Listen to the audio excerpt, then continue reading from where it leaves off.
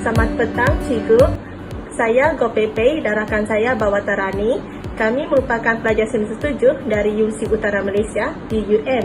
Terlebih dahulu, saya ingin mengucapkan ribuan terima kasih kepada Cikgu kerana sudi meluangkan masa bersama-sama dengan kami untuk ditemu bual. Jadi, sebelum kami meneruskan temu bual ini, boleh Cikgu ceritakan sedikit mengenai latar belakang Cikgu termasuk pengalaman dan perjalanan Cikgu dalam bidang pendidikan moral. Okey, saya ialah graduan di PLI Pendidikan Moral. So memang option saya pendidikan moral daripada Universiti Sultan Idris. Inilah pendidikan Sultan Idris PLI kan. So saya grad pada tahun 2010, posting pun pada tahun yang sama. And then sampai sekarang lah saya posting di satu sekolah mengajar pendidikan moral sampai sekarang. Itulah. Dan sekarang saya memegang jawatan sebagai Ketua Panitia Pendidikan Moral di SMK Sultan Sabah. Sedangkan Sabah. Terima kasih Cikgu. Lepas ni kita akan beralih ke soalan kedua pula, iaitu mengenai penilaian dalam pendidikan moral. Boleh tak Cikgu jelaskan sedikit tentang latar belakang penilaian dalam pendidikan moral yang selalunya dilaksanakan di sekolah-sekolah? Bagaimana penilaian ini digunakan dan apa pandangan utama penilaian tersebut dalam konteks pendidikan moral, Cikgu? Silakan.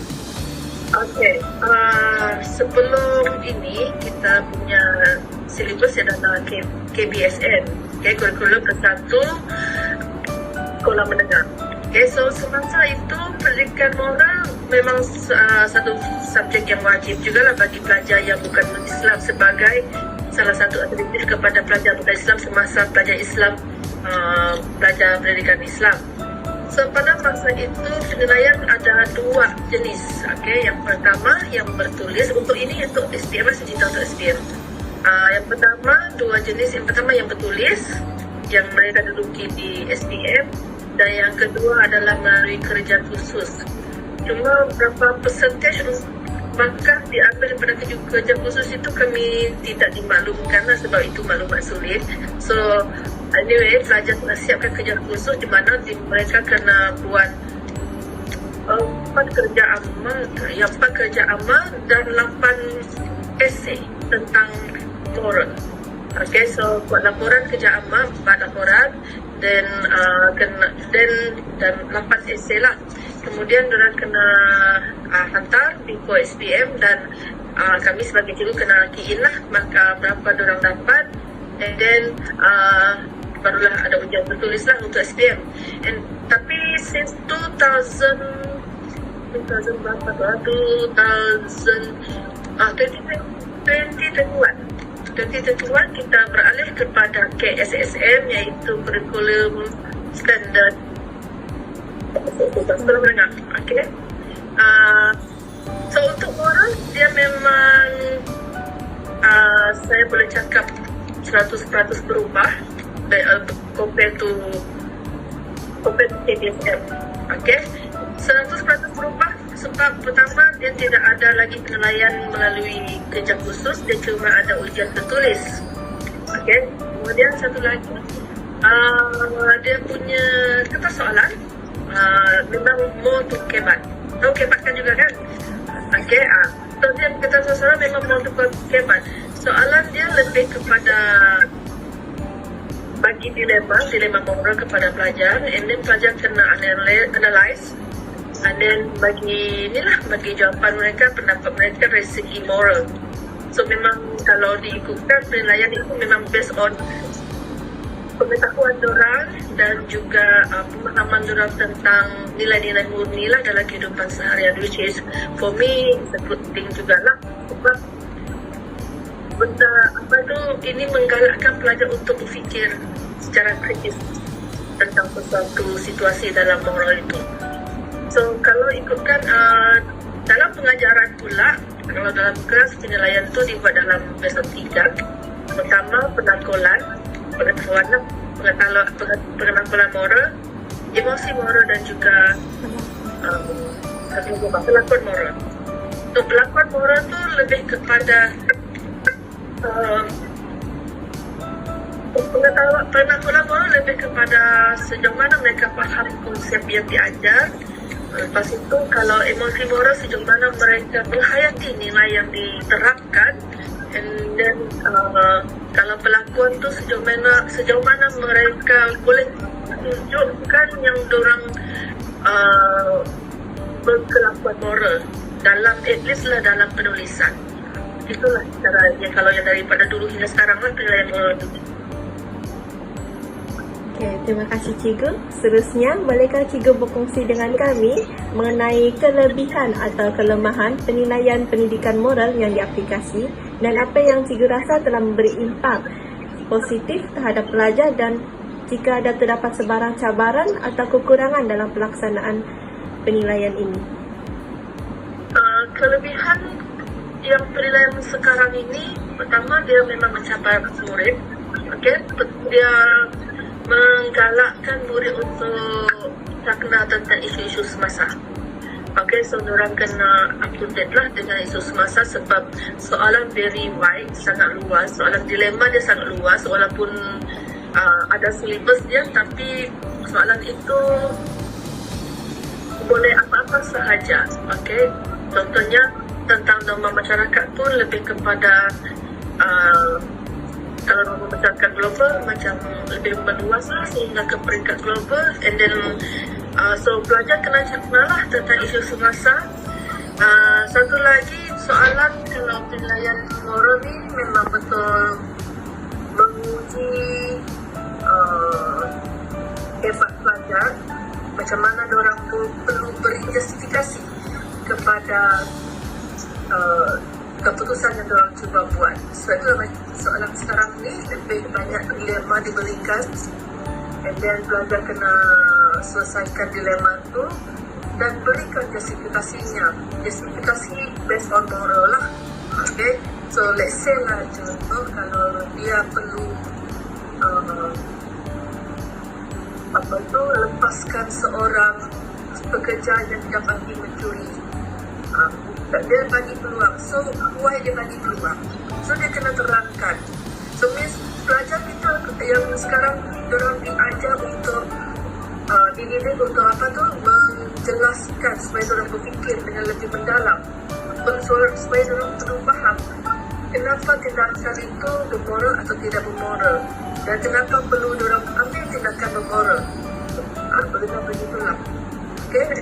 Tapi dari segi keburukannya, masalahnya kalau pelajar saya lah, saya kurang pasti kalau pelajar lain sebab saya mengajar di sekolah menengah SMK Segalyut yang dikatakan dia diiktiraf sebagai sekolah luar bandar. So kekurangan di situ adalah pelajar saya mindset dorang belum ready untuk berfikir jauh advance ke peringkat global lah kiranya. Orang ada setertentu gadget pun tidak ada. Ada setertentu ada gadget pun line tidak ada. Tidak berapa kuat lah. Okay? Ada setertentu tidak berkemampuan. Ada gadget tapi jarang ada top up. Jarang top up orang punya handphone. So, orang mostly bergantung kepada saya. Ini cabarannya lah. Mostly bergantung kepada saya untuk fit, untuk bagi dorang maklumat. Mostly dorang boleh dikatakan 90% begitulah dorang perlukan saya yang bantu mereka untuk bagi maklumat. Hanya certain pelajar yang memang daripada keluarga yang mungkin mampu sikit, okey ada kemampuan, boleh cuba aku tahu tentang isu semasa, boleh cari maklumat begini, gitu. So kelebihan tu tadi, kalau besok kelebihan itu, itulah dia menggalakkan pelajar membaca actually. Tapi cabarannya ialah latar belakang pelajar. Ada setengah pelajar, dia punya minda, dia kalau especially luar sana, dia orang punya fikiran tu masih macam mana cakap, macam kampung-kampung sikit lah, begitulah. Okay, so orang tidak ready untuk hadap masalah yang orang bandar hadapi. Contohlah, krem, di kawasan saya krem tidak ada. So let's say pernah keluar satu soalan dalam SPM. I think the first year saya pun tidak ingat. The first year SPM dibuat kalau tak silap, saya pun tak ingat. So ada soalan tu dia tanya tentang grade, if I'm not mistaken lah. Okay, dia tanya pasal grade. So ada komplain daripada certain teachers, especially bahagian Sabah Sarawak yang banyak kawasan pedalaman kan. So diorang banyak komplain, diorang kata kalau sekolah pedalaman diorang ada yang tidak pernah pun order grade food ataupun naik grade. So macam mana diorang nak jawab soalan yang berkaitan dengan grade? Macam itulah. So walaupun diorang tahu apa itu grade, tapi diorang tidak pernah experience. So itu salah satu cabaran dia lah. Tapi impak kepada pelajar dan kepada pendidikan masa kini, saya rasa dia lebih memang actually bagus lah for me. Yang saya cakap dia menggalakkan pelajar banyak berfikir sebab dia terpaksa bagi justifikasi. Dan justifikasi itu menyebabkan diorang perlu banyak mengurai, memberikan alasan kenapa ambil tindakan begitu, kenapa itu tidak betul. Begitu lah kita. Harap jawab tak soalan? Jawab, cikgu. Terima kasih, cikgu. Terima kasih cikgu atas penjelasan yang amat bermanfaat bagi kita yang bakal guru ni. Okay, soalan terakhir. Adakah cikgu mempunyai sebarang cadangan atau penambahbaikan yang boleh dibentuk meningkatkan lagi keberkesanan penilaian pendidikan moral di sekolah? Kalau saya nak tulis cadangan kepada KPM, saya ingin, kalau bolehlah, saya lebih suka kalau pelajar itu ada kerja khusus. Sebab kalau penilaian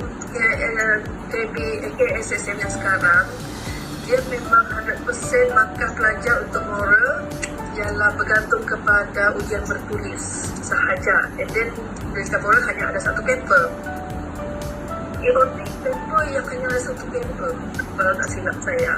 So macam contoh yang lain, PSP pun ada 2 paper, SRT pun ada 2 paper, macam itulah RC pun ada 2 paper. So sejarah semua pun ada 2 paper. So kalau kita nak bantu murid untuk betul-betul bersikap moral lah kan, berkelakuan moral, pemikiran moral, I think KTM should wujudkan kembali itu kerja khusus. Cuma revise balik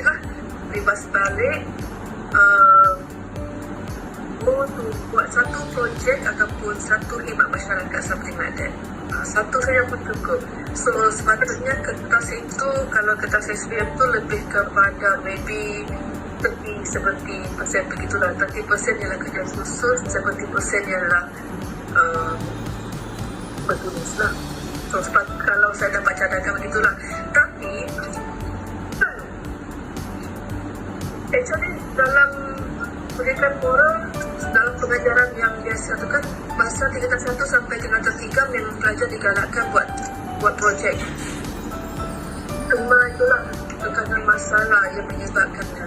Tapi dalam SPM tidak ada projek. Boleh buat, cuma mesti guru tidak ada masalah. And then satu lagi dia tidak wajib. Tapi kalau tingkatan 3 dia wajib, 1 dan 3 dia wajib ada projek. Kalau untuk menengah rendah dia tidak wajib. So that's why macam bila sampai tingkatan 4 dan 5 mereka macam terlampau sampai. Itulah. Okay. Habis sudah kita punya temu bual. Sekali lagi kami ingin mengucapkan terima kasih kepada cikgu kerana sudi meluangkan masa bersama-sama dengan kami untuk ditemu bual. Terima kasih cikgu. Terima kasih. Cikgu.